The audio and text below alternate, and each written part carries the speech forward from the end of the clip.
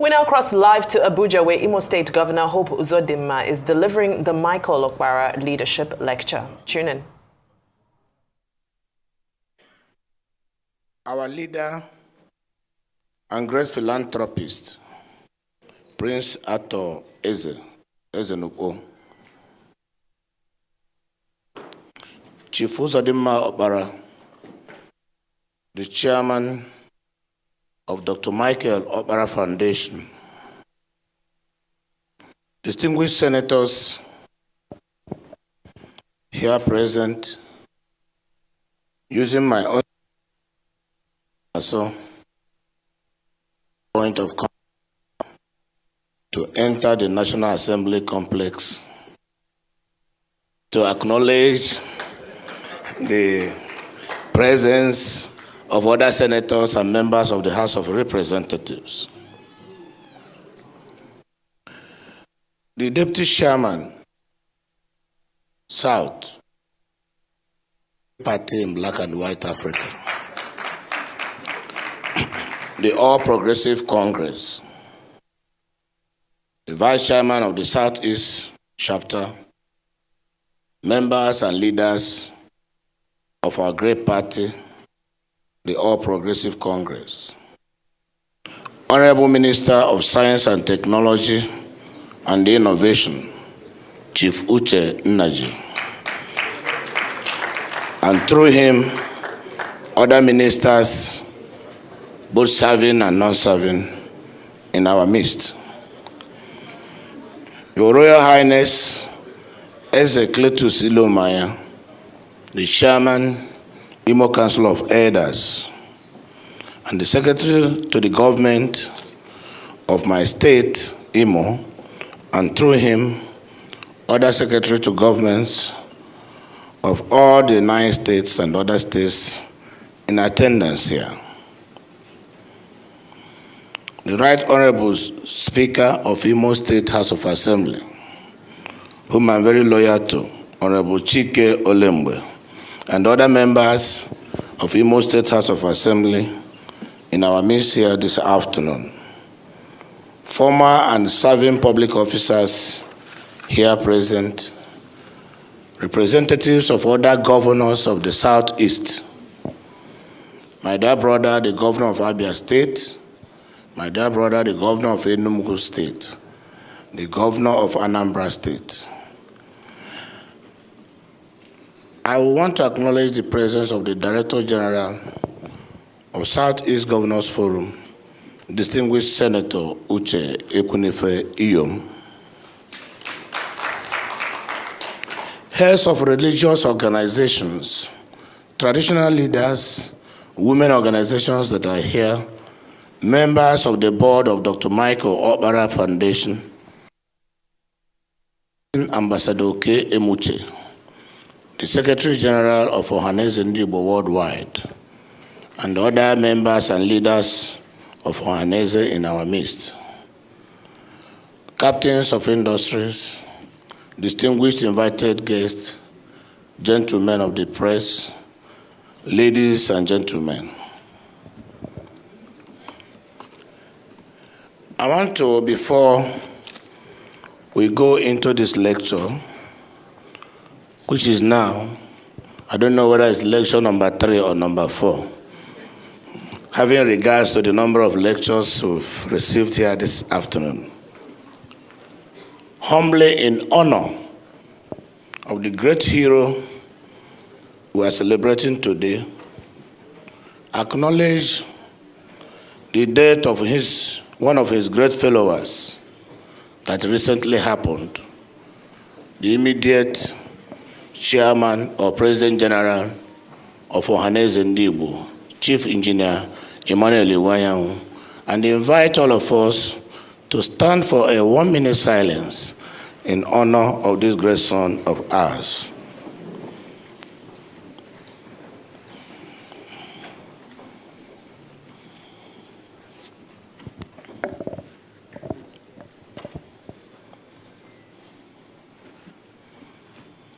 May the soul of Chief Engineer Emmanuel Ahejagamba Ndigbo and the souls of all the faithful departed, through the mercy of God, rest in peace. Amen. Sit down.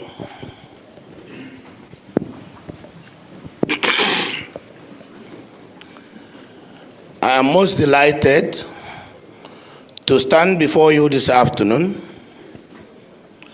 you, the esteemed audience, to speak on a topic that resonates with the very essence of public service.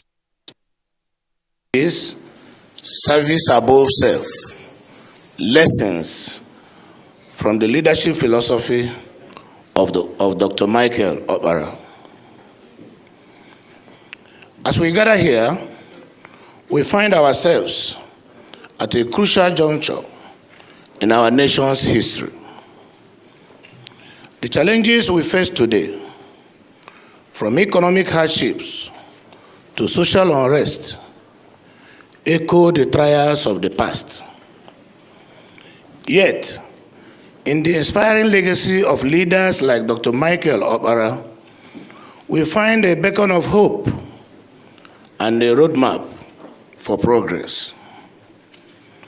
Dr. Opara's tenure as Premier of Eastern Nigeria from 1959 to 1966 was marked by visionary leadership, unwavering integrity, and a deep commitment to the welfare of his people.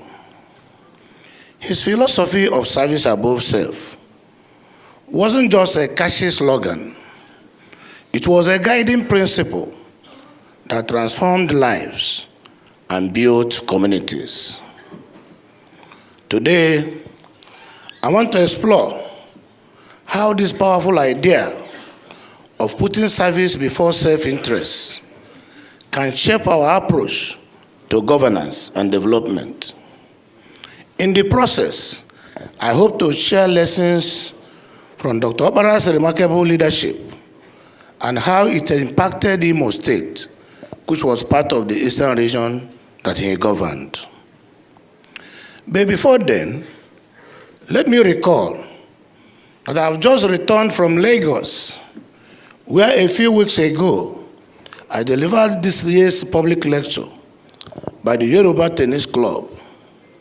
So when I received the invitation for today's event, I almost turned it down because I didn't want my employers, the Imo people, to think that I was devoting more time to delivering public lectures and seeking the betterment of Nigeria above their immediate interests, which is my core mandate.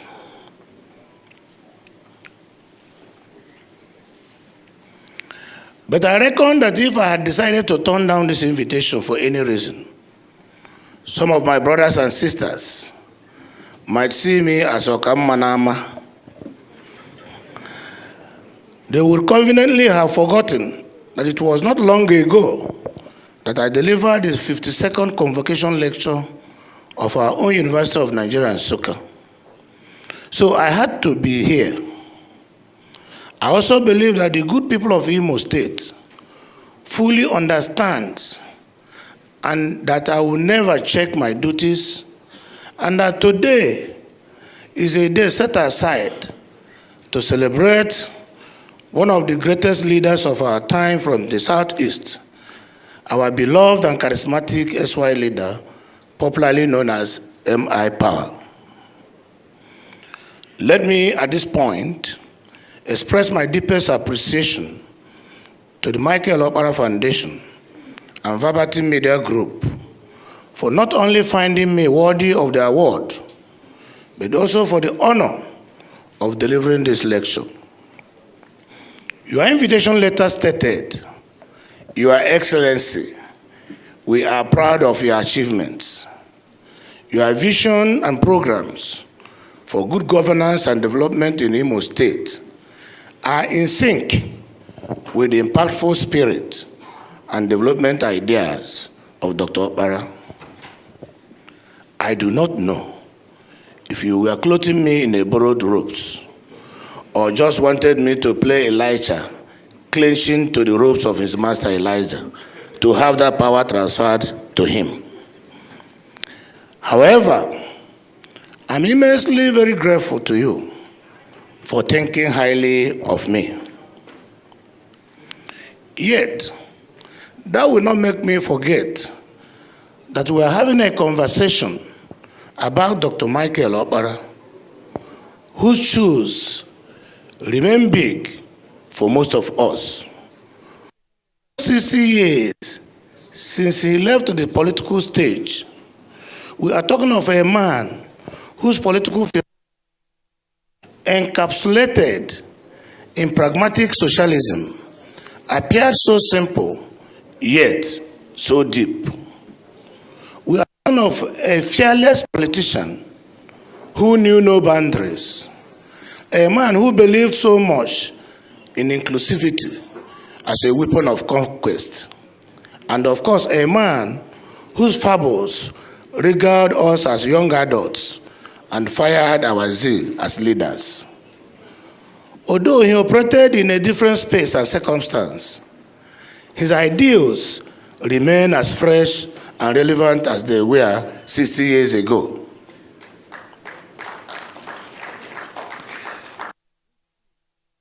And strive to follow in his footsteps.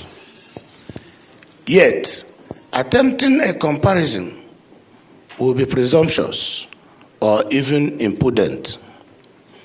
Now, it's instructive that while the event organizers asked me to speak on the topic, Service Above Self, Lessons from the Leadership Philosophy of Dr. Michael Okpara, they also graciously permitted me to use that same opportunity to share my experience in leadership and governance.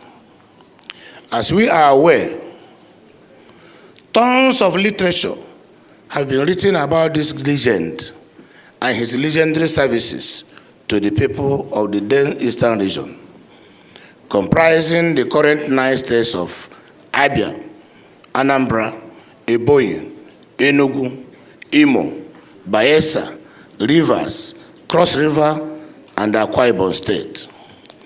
Some of us have been privileged to read this literature, which includes several books. One of the most fascinating of them all, in my opinion, is the one written by the veteran public relations guru, Mazi Kano Ofonri. The book is titled Portraits of a Leader, the biography of Dr. Michael Okpara, published in Owerri in 1983. Another equally interesting one is Power and Governance, the legacy of Dr. Michael Okpara by Onyema Ugochukwu, published by Dr. Ihonokara Okpara Foundation in 1997. What it means is that whatever Dr. Okpara did, whether it is about his philosophy of governance or his legacies, is already in the public domain. All we are now doing is to interrogate, analyze, and seek to understand why he did what he did. By seeking such understanding, we broaden our knowledge and enhance our capacity to improve upon what he did. We can describe Dr. Okpara as an enigma. We can also say that he was the elephant some blind men tried to understand, each based on his perception of feeling. Above all, we can say that Okpara, dead or alive, has continued to challenge and stimulate our intellect and drive our vision towards attaining excellence in whatever we do in governance and leadership generally. I was only a year old when Dr. Okpara became the Premier of Eastern Nigeria in 1959. Before then, he had been a cabinet minister in charge of health and agriculture. Under the parliamentary system, you cannot be a minister unless you are already a member of the parliament. This implies that Dr. Okpara became involved in politics and elections before the age of 39, when he became the Premier of the then Eastern region. By 1979, When he returned from exile, I was just 21 years old, and coincidentally, the youth leader of the defunct National Party of Nigeria. Israel had gone before us, which is why the National Party of Nigeria then worked so hard to attract him to the party. Before he died in 1984, the military did not allow us to fully put into practice his experience and lessons about the sustainability of the Second Republic. But there comes the personal qualities that defined the man, Okpara. Before we examine the lessons of his selfless service to Nigeria, and Eastern Nigeria in particular, let us examine the recurring qualities that define this great leader's life and political career. Number one, education. Dr. Michael Okpara was highly educated and qualified as a medical officer at a tender age before venturing into politics. Thus, he was equipped intellectually, mentally, and physically to deal with the rigors associated with politics and leadership. Most people who jumped into politics these days do so without even an address or occupation or profession, and are generally ill-equipped to confront the challenges of political leadership. When you consider politics as a meal ticket or occupation, your focus will be on acquiring wealth and not service. Additionally, Dr. Okpara did not want to be detained by the drudgery of the civil service. Hence, he boldly resigned to set up a private practice. Are today's politicians and aspiring leaders prepared to take a calculative risk? In my opinion, a man who is not prepared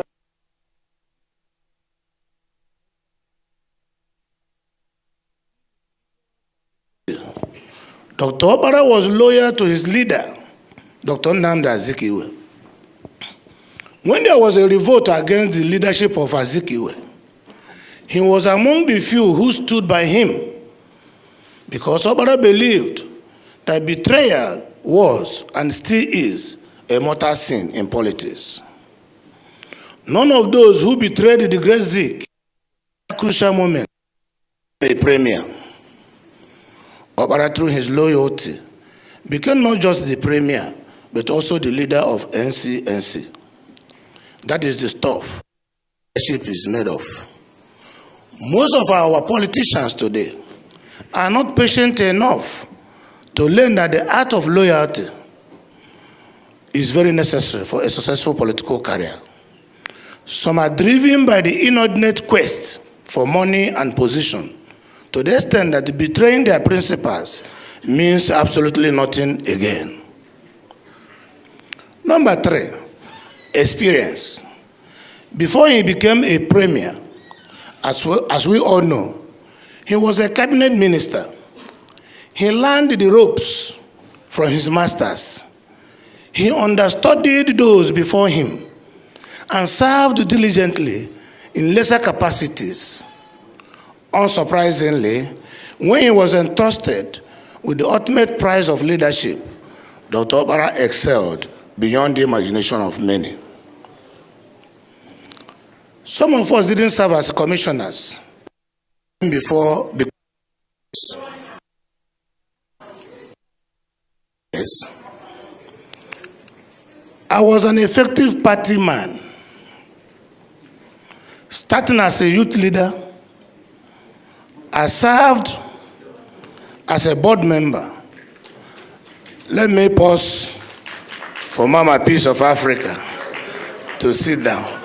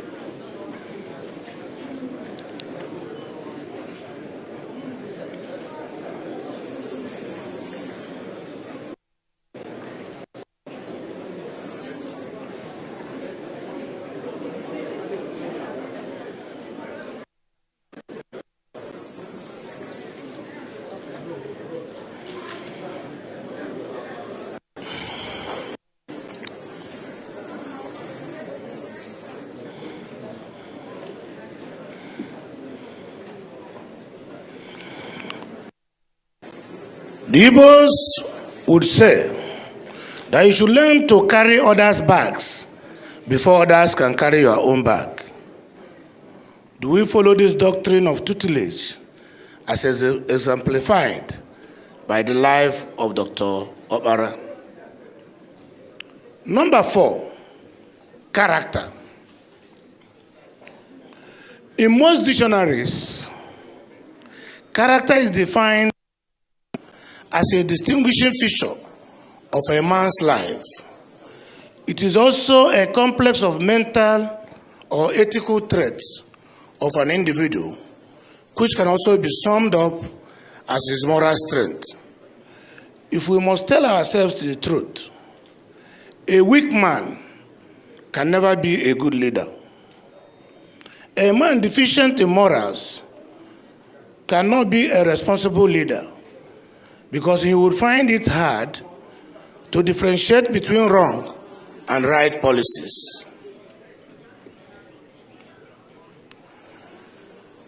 Finally, someone and with questionable character can never be entrusted with leadership. From grooming, Okpara emerged as a leader because he possessed these aforementioned intrinsic qualities which I have enumerated. But the philosophical foundations of Okpara's governance model has to be looked into. We need to look at the philosophical foundations that drove Okpara's governance model. This will help us appreciate where he was coming from and why he achieved so much. Okpara's pragmatic socialism. During the administration of Dr. Michael Okpara, the Cold War was at its peak. It was a struggle between capitalism with a free market economy and communism with a sprinkle of socialism. The emerging independent nations of Africa were torn between these two ideological differences, and it took its toll on the economies of various nations.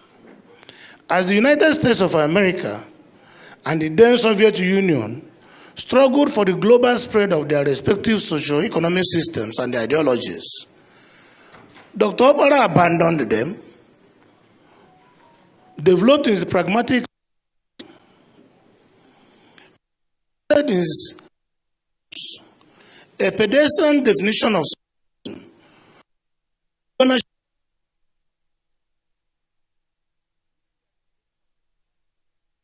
and still believe that socialism should be built slowly by political and economic acts of those seeking a more just society. This is, of course, in sharp contrast with communism, which seeks absolute control of not just means of production, but also means of living.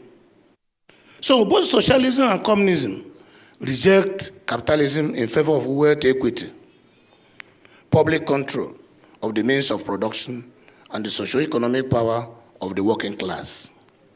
So when Dr. Michael Okpara opted for pragmatic socialism, what did he have in mind? Let us first understand in this context what pragmatism means, since we now have an idea of what socialism stands for. In a layman's knowledge and understanding, pragmatism simply means being practical in a sensible way. In other words, it means dealing with issues or challenges sensibly and realistically in practical rather than theoretical considerations.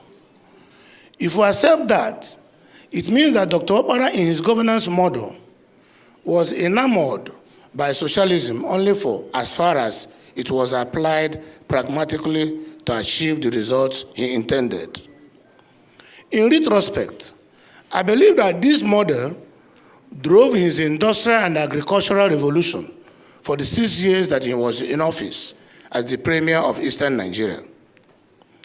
In describing those years, a writer posited, under Dr. Okpara, Eastern Nigeria witnessed phenomenal developmental strides in all facets of life, industry, agriculture, and infrastructure.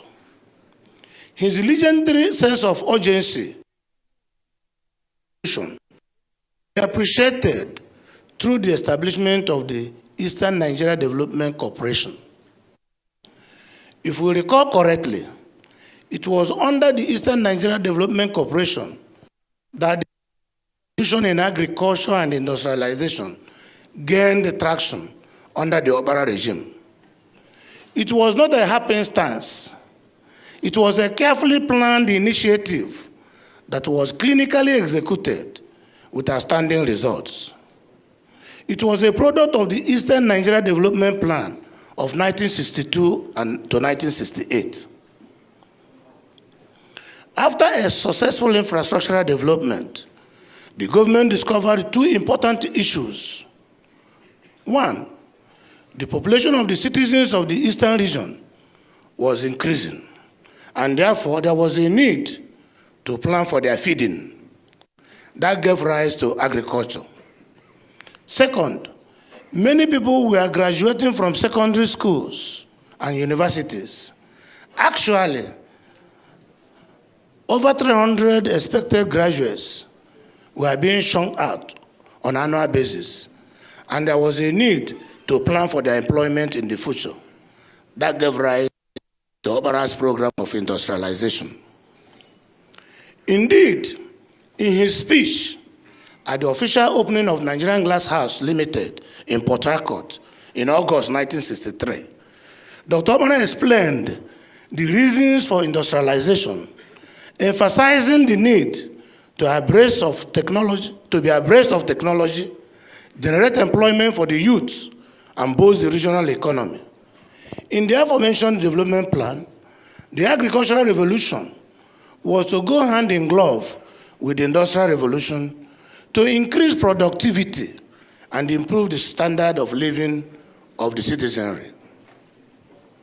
What happened between 1962 and 1966 is well known to all of us. Port Harcourt became the region's industrial hub. Many industries were built, including the prestigious presidential hotels, both in and in Port Harcourt. We know about the farm settlements and their usefulness. We know that more than 2 million cocoa seedlings were planted in the Ecom area alone. We know how palm fruits were processed, new seedlings planted across the region. When you see any cocoa plantation today, be it at Ajata, Ibeku, or Abozu in Ozakole, you know it is the imprimatur of Obara. It is the same with rubber. Rubber plantations in Akampa, Ozu, Abam, and many others, and of course cashew plantations in Okigwe and Isukwato areas. My aim here is not to regale you with information already at your disposal, but to emphasize that and planning were the root of the achievements of that era. And the spread of the projects across all parts of Eastern Nigeria was a product of just mind. By the time Obara left office due to the military coup of January 1966, the economy of the Eastern region was judged to be the fastest growing one in the world. Today, those who are agitating for the return of regional governments point to the fact that the Obara's era was a proof of how a government can run efficiently with minimal interference from the federal, and then it becomes successful. Scholars have continued to also refer to that era as one that should signal the renaissance of purposeful leadership when there is a political will to do so. That, of course, tells us a lot about the leadership trajectory of this great leader, Dr. M.I. Obara. While agriculture and industrialization were Obara's signature projects, they were not only his core achievements. As a medical officer, he couldn't have left the health sector unattended. As an educated man, Obara valued education and paid adequate attention to it, including a sizable investment he made in the University of Nigeria and Nsukka to boost the training of engineers and teachers. However, his focus on agriculture and industrialization was in line with his pragmatic socialism aimed at controlling the means of production.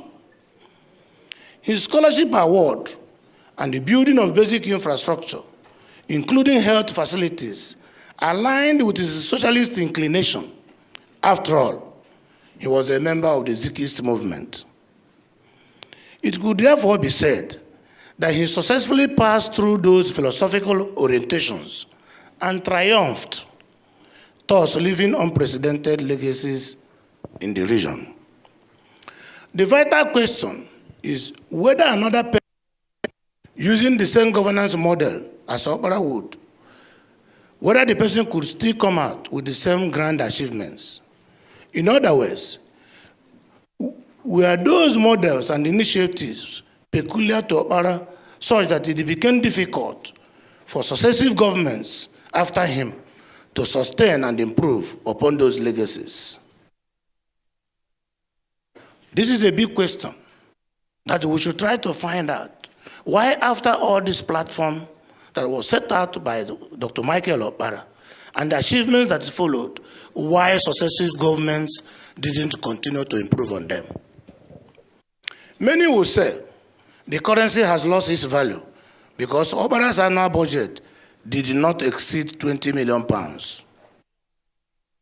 There are thousands of excuses, some genuine, others spurious, why the momentum of the Obara era could not be sustained. But suffice it to say that Dr. Michael Obara was in his class. Yes, when we examine the achievements of his contemporaries in other regions, we can see that they too made their modest efforts in development. However, the Eastern region was described as the fastest growing economy in the world. For him to have made that extraordinary impact globally, this son of a laborer who rose above poverty and deprivation to conquer his world was imbued with extraordinary wisdom, integrity, and resilience. Undoubtedly, he rose above his peers in all the endeavors he was associated with. Now let us try to go into lessons from his leadership philosophy. Number one, honest, selfless service. In 1995, the government of the United Kingdom set up the Nolan Commission on Standards in Public Life and charged them to identify a set of standards that would guide the conduct of holders of public office. In their report, which is now widely referred to as the Nolan Report, they identified the 7 principles of public life as selfless, integrity, objectivity, accountability, openness, honesty, and leadership. It is not surprising, therefore, that selflessness is the first of these principles. Selfless service or leadership refers to prioritizing the needs of others above leaders' self-interest. Selfless service is crucial for addressing societal challenges and delivering value for citizens. Usually requires the leader to regularly engage with the citizens in decision-making, fostering transparency and accountability. This way, a government or leader can build trust and legitimacy. Selflessness also requires fiscal responsibility and efficiency in using taxpayers' money to maximize value and minimize waste. In addition, selfless leadership is vital in advancing public policy objectives that benefit the larger society as a whole. Rising above partisan interests while focusing on the common good of citizens, enables leaders to address inequalities and by so doing, achieve greater and far-reaching success. From the foregoing, one can argue that selflessness was pivotal to the success story of the man we are talking about today. Despite being a premier for 6 years, Dr. Michael Okpara could not build a house for himself. The story had it that his friends hurriedly built a house for him so he could have a shelter when he returned from exile. There is no greater lesson than this as far as selfless service is concerned. This puts Mike Okpara in the same league as Mahatma Gandhi in India. He was a flamboyant politician, no doubt, unlimited, but restrained common interest against, like the leaders of today. He must have been tempted by contractors who handled road projects, housing projects, industrial projects, and many more, yet he remained true to himself. His rendering of honest and dedicated service without hands in corruption is an enduring lesson that those of us currently in public office should emulate. Public office holders should live within their legitimate means. I stand here to tell you that no public servant who lives within his statutory income will ever be hungry in life. However, temptations, pressures from different quarters, lack of discipline, and inordinate quest for wealth are responsible for the unbridled corruption prevalent in our society today. Number 2, integrity. Next to honest service is integrity. This is another prominent inclusion in the 7 principles of public life. Integrity is a summation of one's character proven over time.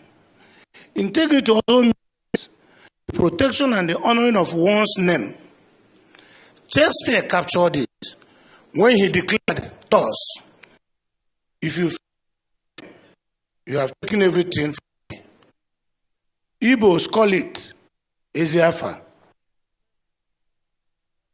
Reputation built over the years. Okpara had that going for him.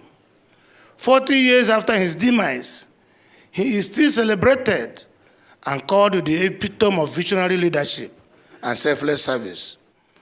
Some former public officers or office holders who left just 5 years ago have been forgotten or remembered with hisses here and there. Number 3, inclusivity. I have taken time to study the Okpara phenomenon. One of the greatest legacies of his leadership was inclusivity. He was an Igbo man, yet most of his developmental initiatives were concentrated in areas outside Igbo land. Port Harcourt became the garden city because of Okpara. From the glass house factory to the presidential hotel and dozens of other industrial concerns, the administration of Okpara made Port Harcourt the industrial city that it is today. He worked for the greatest good of the majority. Thus, it didn't matter to him where projects were cited because he believed in comparative advantage in economics. Each city received attention based on what it could offer or where it had the greatest strength. This hall today is full of contemporary politicians. Can we do what Okpara did? Our honest answer should be one of the lessons from Okpara's leadership dynamics. By being fair and just, Okpara taught us an enduring lesson of leadership. Number 4 is followership. Okpara's simple and contented lifestyle earned him respect, earned him influence and followership. In Nigerian politics today, we have a lot of people in leadership positions, but some of them do not have followers. Leaders have to set ethical and moral standards which their followers can emulate. It is similar to raising children in a family. Children are taught more by the actions of their parents than their words. I am not in a position to say that it was this cult-like followership that saved his life during the coup. I will not also say that he was more popular than his peers because of that simple way of life. But I do know that his friends would not have gathered to build a house for him upon his return from exile if he had not learned one or two things from him. Especially, most of his friends attest to the fact that he was humble, he was honest, and that guided and brought him loyalty.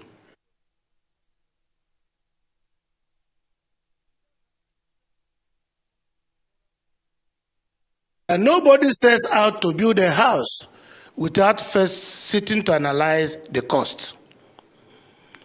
The Eastern Nigerian Development Plan of 1962 to 1998 was the catalyst for the successes recorded by Dr. Michael Okpara during his tenure. As I mentioned earlier, he took a careful look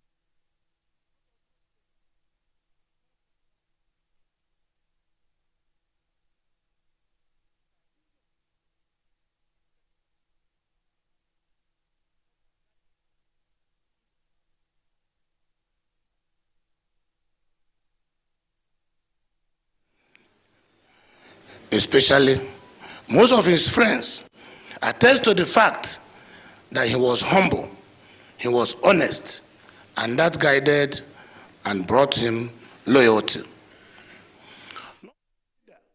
Who is as thorough, dedicated, and disciplined as Okpara will surely achieve the kind of results that he did for Eastern Region in the 6 years of his premiership. Number 6 is believe in continuity. One of the factors that contributed to Okpara's tenure was the fact that his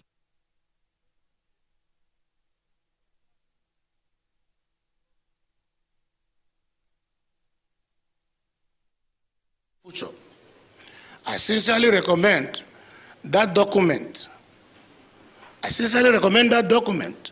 To our current and emerging leaders, not just because of its comprehensive details, but also because of implementation precision. Forecasting what will happen in 5 years with the application of variables made that development plan one of the best sought after documents. I sincerely believe that any leader who is as thorough, dedicated, and disciplined as Okpara will surely achieve the kind of result that he did for Eastern Region in the 6 years of his premiership. Number 6 is believe in continuity. One of the factors that contributed to Okpara's successful tenure was the fact that he stooped to learn from another master, the legendary Zik of Africa himself. As the premier, Dr. Nnamdi Azikiwe laid the foundation. Okpara built on it. Okpara did not discard the developmental initiatives of the great Zik of Africa, but he improved on them.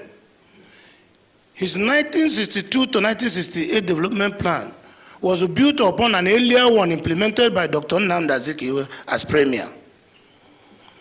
Areas like education and road infrastructure were covered.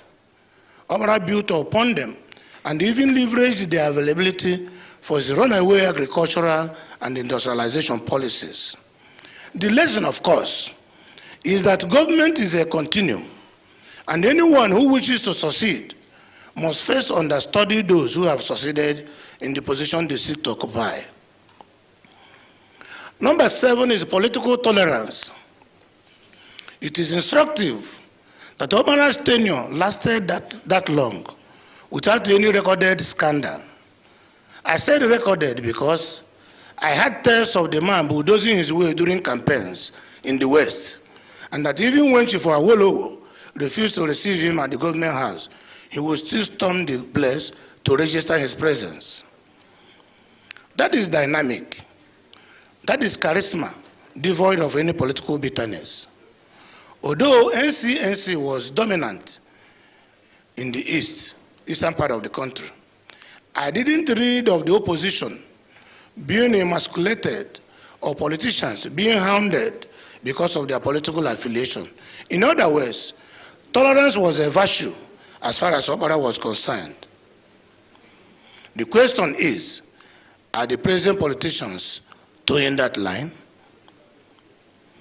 Number 8, acting with precision.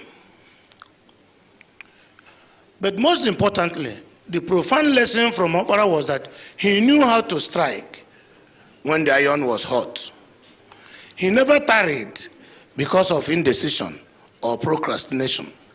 He brilliantly embraced the policies and programs that have a direct impact on the people, irrespective of ideological differences. His pragmatic socialism benefited both the government and the people. It was like a man eating his cake while still having it. If he had given heed to those theoretical considerations before implementing the Eastern Nigerian Development Plan, what we know today of the Southeast and South-South would have recorded a stunted growth.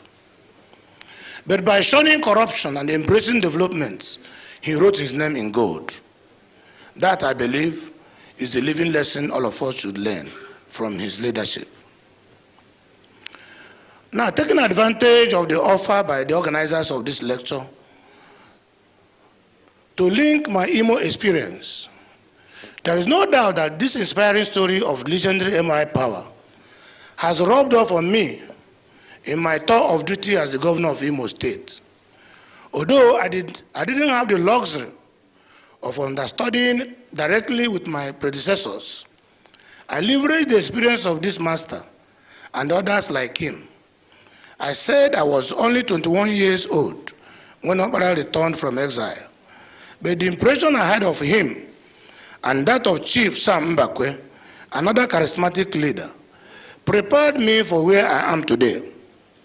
Unlike others who had leadership thrust on them, it is the grace of God and my struggle that made me to become governor of Imo State. I started this journey in 2003, running for an election against an incumbent. After that, my people persuaded me to represent them in the Senate. That was in 2011. I served for 8 years in the Senate. After that, there was another invitation, this time from Imo people, asking me to contest for the governorship election for the collective interest of Imo people. I also responded. The election was held and I won convincingly.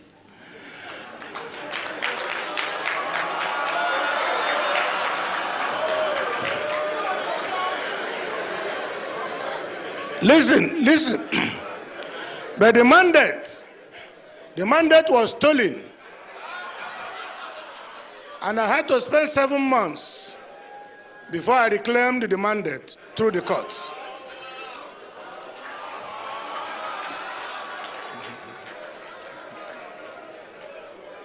Thereafter, I hit the ground running because I was already prepared to be governor. I had my blueprint for the governance of Imo State, in addition to the manifesto of my great party, the All Progressive Congress. I was not deterred by the fact that there was no formal handover of power to me, nor by the fact that the state had been run down and abandoned. But I was determined to move on, and I did.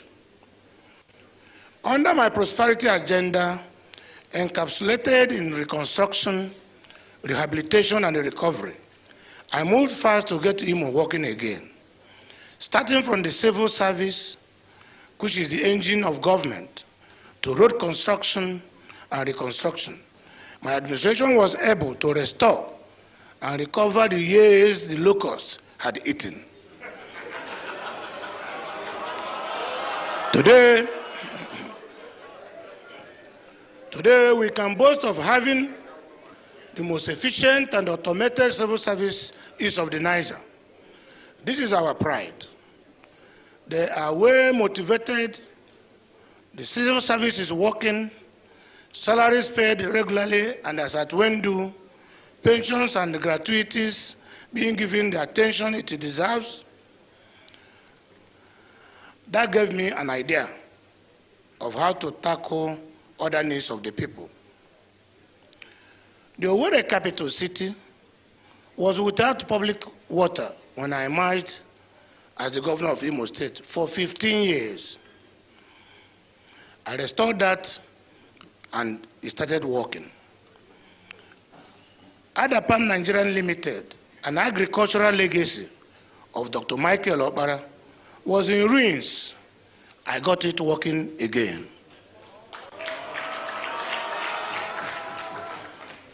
Because the roads in the states were in terrible shape, I started working on them. As of November 2023, I had delivered on more than 100 roads, including the signature projects of the Olu-Owerri Road, dualized, the Owerri-Okigwe Road, and the Owerri-Umuahia Road. I also checked the perennial flooding in parts of Owerri City. In education, the administration is funding and running 3 universities, and the only state in Nigeria running 3 universities on their own, including several nursing and midwifery schools. We have also embarked on the rehabilitation of all primary and secondary schools in the state. The Imo State University Teaching Hospital, Olu, which was hitherto barred from producing medical doctors because of the inadequacy of facilities and the withdrawal of the accreditation, is now up and running.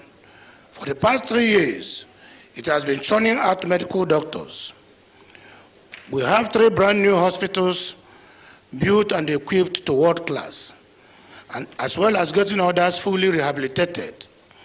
As usual, our students maintain their premier positions in external examinations because the schools are once more working and now well equipped with qualified teachers manning them. It might interest you to know that all the farm settlements established by Dr. Michael Okpara in what is now known as Imo State have all been rehabilitated and they are in operations. Millions of palm trees are being planted across the state to stimulate more interest in agriculture for sustainable development. Encouraging food security was Michael Okpara's vision. Happily, it is the focal point of President Bola Ahmed Tinubu's led administration. It is also the vision of my government. Currently, all the communities in the state are being encouraged to establish one agro-based enterprise through our One Kindred, One Business initiative, OKOBI. This will stimulate industrial growth in the rural areas, create jobs, and stimulate the state's economy. With the excellent network of roads spanning the 27 local government areas of the state, the movement of goods and services has become more accessible, thus relieving pressure on the urban centers. For our youths, we have suffered unemployment due to the global economic recession. We created a Ministry for Empowerment and Digital Economy to equip them with relevant digital and other skills for employment and self-employment. Thousands of them have been trained in various skills and provided tools and money to start up their businesses. Women also benefited from the scheme. Also, under the Skill Up Imo project, thousands of other youths have been trained in the digital economy, and the requisite packages presented to them. Currently, many of them are working abroad, while others have become employers of labor. The bottom line is that my government has been planning for the future of our youths. And just like the Great Okpara rolled out the Eastern Development plan. I have initiated an Imo development plan which will run from 2023 to 2034. Under this plan, which obviously will outlive my administration, a holistic and deliberate roadmap has been set for the economic renaissance of our state. I've already put things in motion through the dredging of the Oguta Lake to the Atlantic Ocean, which will change the economic landscape of not only Imo State, but the entire Southeast. The economic potential of this project is enormous, including an energy-free trade zone, which will leverage the abundance of hydrocarbon deposits in the area to attract investors, bat industries, and grow a robust economy. The job creation potentials of this zone is excellent indeed. During my first tenure, I embarked on rehabilitating some moribund industries and establishing new ones through a public-private partnership. Adapan Nigerian Limited, Imo Standard Shoes, the Avotopotri, and others are among the beneficiaries of this initiative. Just like the Great Opera, I also realized that having stabilized the critical infrastructure, especially roads, and knowing that our health and the education sectors were under control and running smoothly, I decided to turn my attention to the total industrialization of the state. Realizing that this could never be feasible without a regular power supply, the government of Imo State has entered into a partnership agreement, taking out advantage of the latest alteration of our constitution, removing power from the exclusive legislative list to the concurrent legislative list. We have now, working with our technical and financial partners, created a platform to generate, transmit, and distribute electricity to the 27 local government areas of the state. The rehabilitation of the abandoned Eboma power plant, which has been recently transferred to Imo State government, is pivotal to the 24-hour power supply. And by the grace of God, this power project will be completed and commissioned in the first quarter of 2025. I must thank, at this juncture, most especially the President Bola Ahmed Tinubu, for approving that the abandoned Eboma power plant be transferred to Imo State, and now for Imo State to complete and utilize.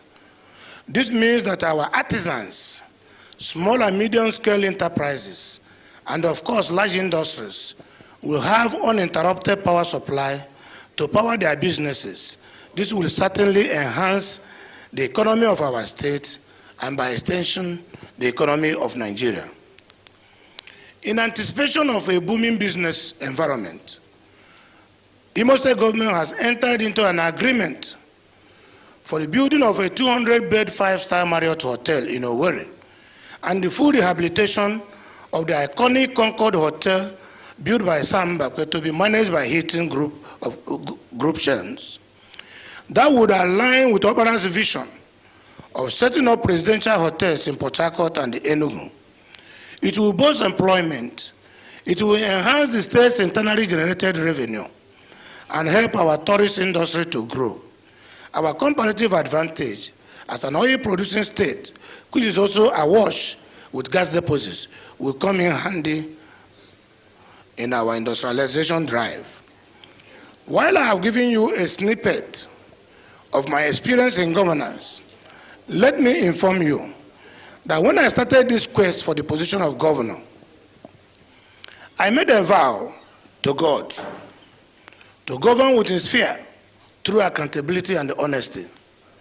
I will never know how Dr. Michael Opara came about that he was able to emerge untainted in his political career. But I believe that remaining true to my vow will certainly help me so far. Because as I speak, nobody can come out openly to accuse me of corruption. My close aides, and I challenge anybody, I challenge anybody. My close aides who engaged in untoward activities never knew how fast they were thrown out of government. I'm still living like in houses. As the governor of Imo State, I'm still living in houses I built before I became the governor. A few weeks ago, when I addressed Imo legislators on the occasion of their first anniversary, I again emphasized the need for us to render selfless service to the people of the state and not to be driven by the acquisition of wealth. Since I'm a human being, susceptible to making mistakes, I set up what I call the Imo Stakeholders Forum and the Elders Council to interface with me regularly. I meet with the members who comprised of former governors, deputy governors, judges, first-class traditional rulers, student leaders, and market leaders. We meet periodically to render account of stewardship to them.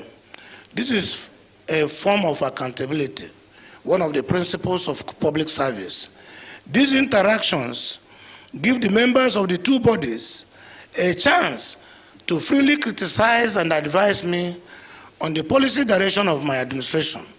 Above all, they act as a feedback mechanism between my government and the people to render gossip and fifth columnists jobless.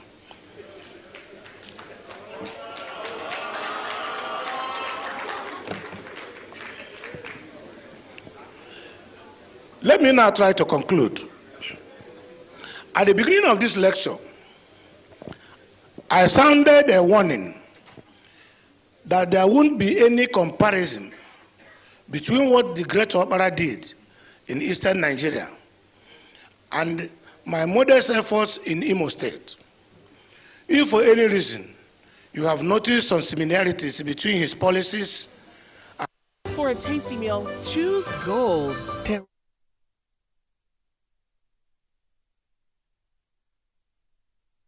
In my view, Omara remains a hero in Nigeria who has not been properly sung. Perhaps I should add that if only our political leaders of today could emulate the leadership virtues of Dr. Michael Opara, our country will be better and more prosperous.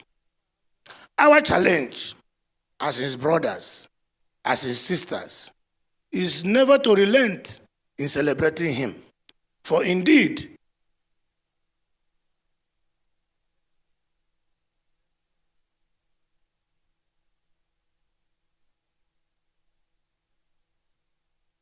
our best.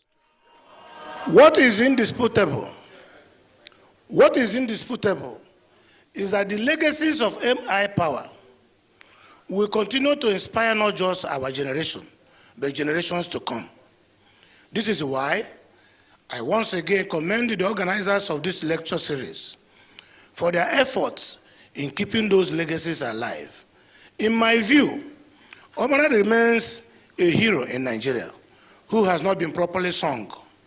Perhaps I should add that if only our political leaders of today could emulate the leadership virtues of Dr. Michael Opara, our country will be better and more prosperous.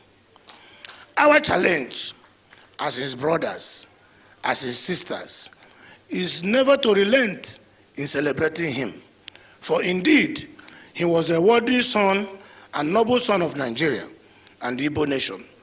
May his great soul continue to rest in peace. And may his legacies live on as we do our best to promote and recognize his legacy. Thank you all, and may God bless all of us. Thank you.